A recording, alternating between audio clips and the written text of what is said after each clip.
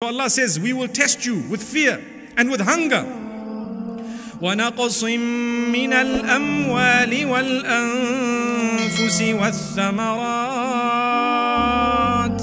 and loss of wealth, loss of life.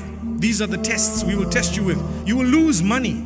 You're a big businessman and one day you have a loss. How much is it? Million ringgit or $1 million or 10,000, depending on your level. You have a huge loss.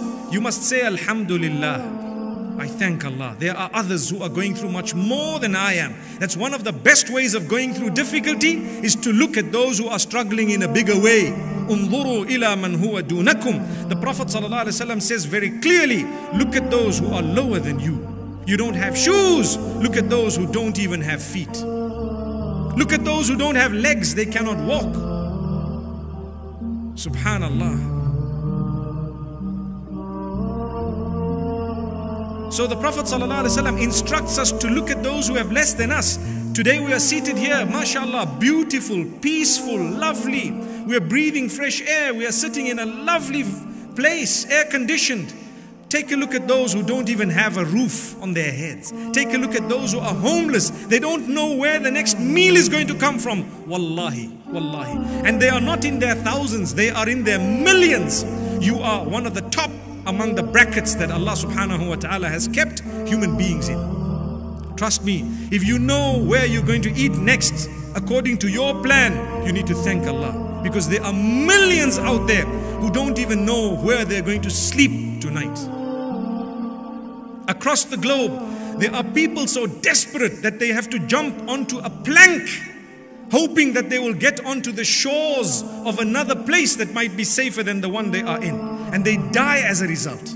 They end up on your shores, or they end up on the shores of some of the European countries or some other countries. And that's only a small fraction of them who make it to the end of the journey. The rest of them, they died as a result of taking the risk because they were struggling, suffering. Where are we? So one of the cornerstones to be able to worship Allah with gratitude and thankfulness is to look at those who have less than you and continue looking at them. And always thank Allah, alhamdulillah. Oh Allah, I'm going through a problem.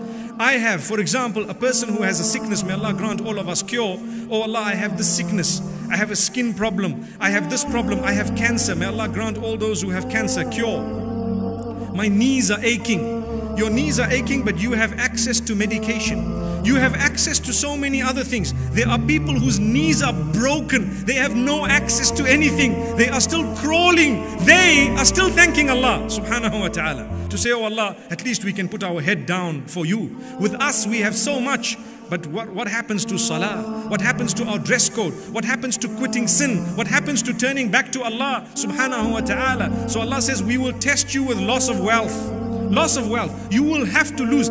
It is impossible for anyone in any business to gain only without suffering some form of loss. It's a plan of Allah. You have to. Some people, they might be billionaires and they might suffer a few million, but it was still a loss. Percentage-wise, it was small.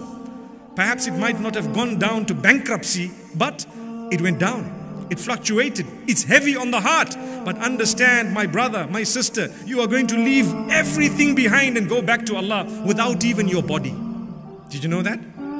Without this body you have right now that you are seated with, you're going to go back to Allah subhanahu wa ta'ala. When He resurrects you, He will resurrect you with another body. Subhanallah.